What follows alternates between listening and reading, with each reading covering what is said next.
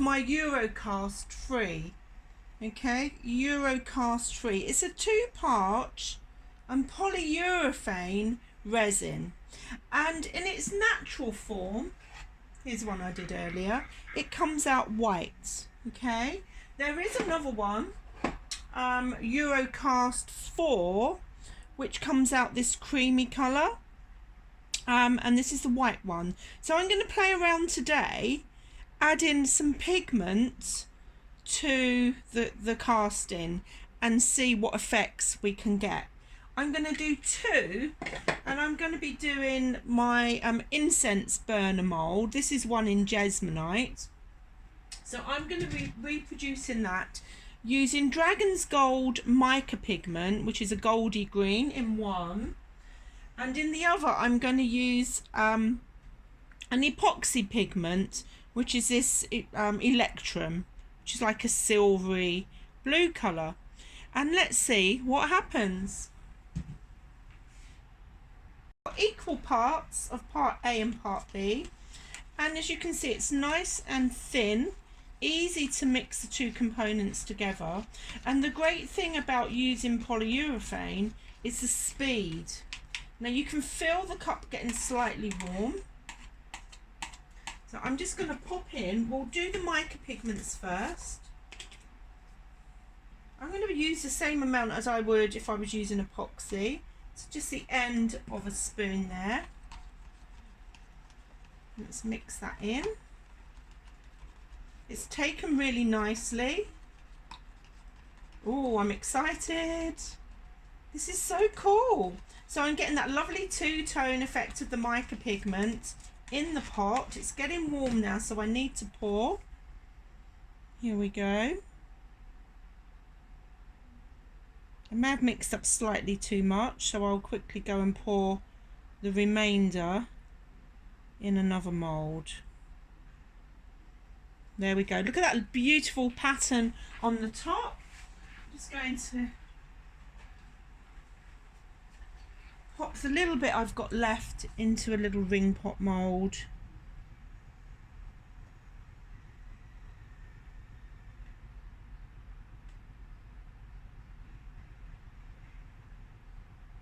There we go. So in about, when I do this without pigment, usually within 30 minutes we can demould. I forgot to mention, if you want to get your hands on some of this Eurocast free, then you want to head to Composites Warehouse, and that's my supplier.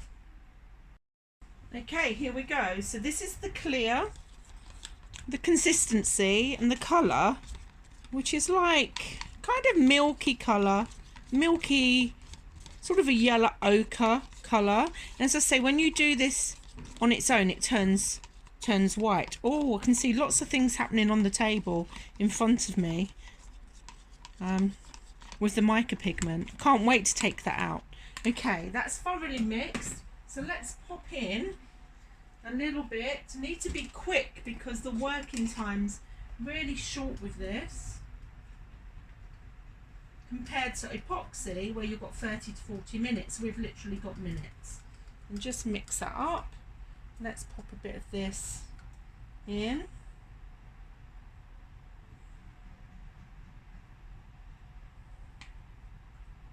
A bit more. And away we go.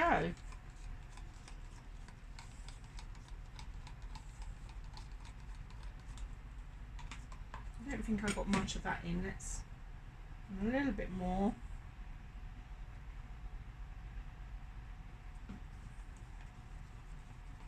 There we go. Now I can see the colour coming through. It's getting very hot in the pot. So the curing process is starting, is kicking off. So let's get that poured into our mould.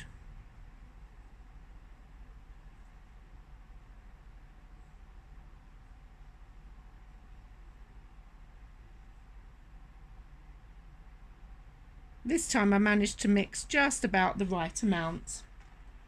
Fabulous. So I'll bring you back once these are ready to pop out. So it's been only about 20 minutes, but these are ready to come out. Now, unusually, I've got some little dimples in the surface of this one, which I've never had before. So maybe that's the effect of the mica pigment, but I haven't got it in the ring mould. So let's pop this out.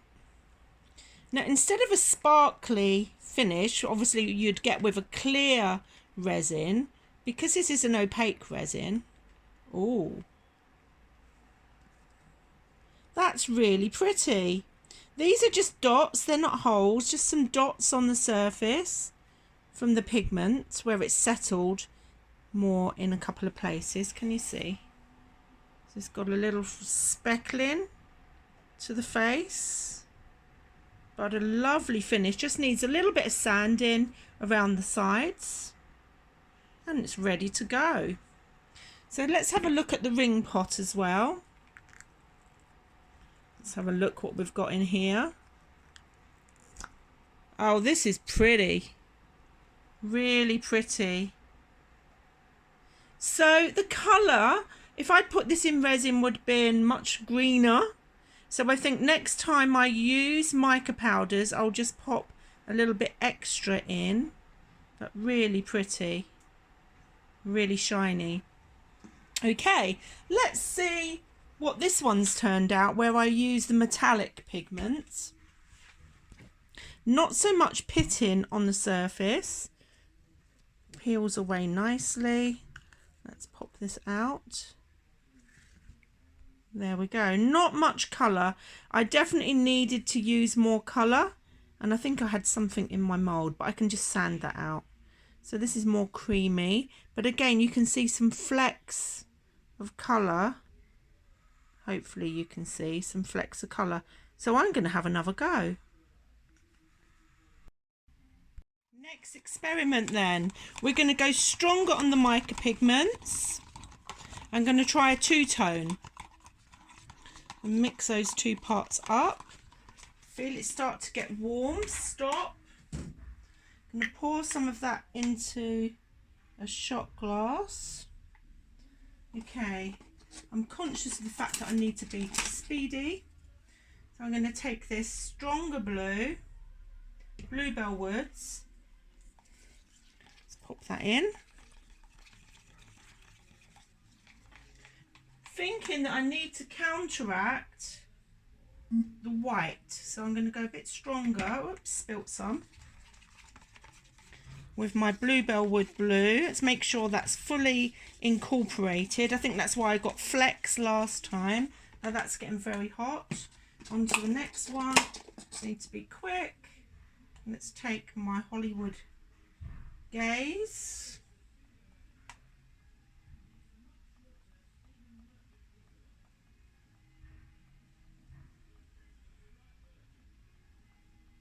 Beautiful colour.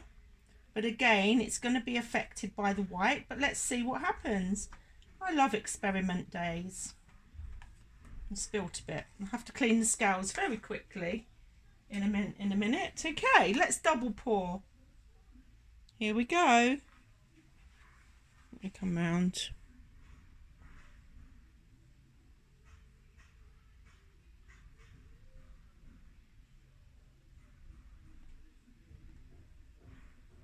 That looks really pretty. I've got a bit left. Pour it in my handy little ring pot.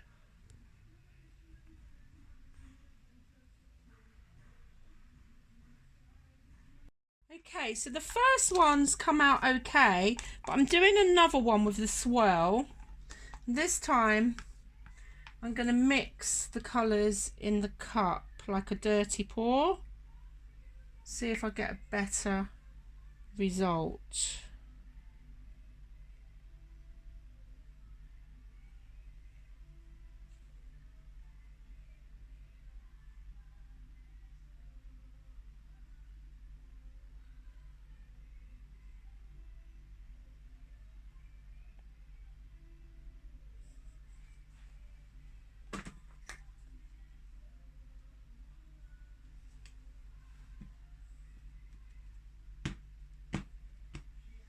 Wow, the mica, I think, is affecting and speeding up the curing because there were some lumps in that last bit. That's fine because I can sand them out. Interesting. Okay, so I'm going to try again. One more. I'm going to use black and silver this time. Black and liquid metal silver. Make it a bit easier, I'll pour this into each. Save a bit of time. So that's my liquid silver. Now I don't expect the silver to hold out with the opaque base, but we will see. And the black.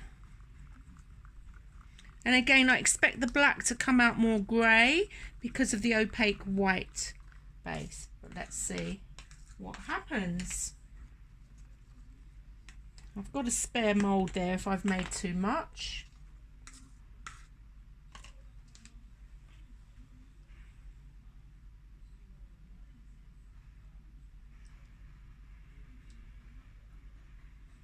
I'm just going to kind of layer, pour, layer, pour, layer those. Now the metallic's probably going to float to the back. Okay, I've got plenty left, so let's have some fun with this one.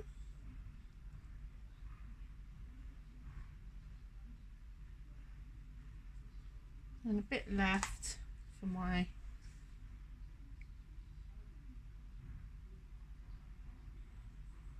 ring mould. There we go. And out the back of them looks stunning because the metallic floats to the surface. But we'll see what we get on the other side. Okay guys, time for the big reveal. So as predicted, the grey, the black has turned grey, but there is still a glint on the metallic. Let's see what's on the front. There we go.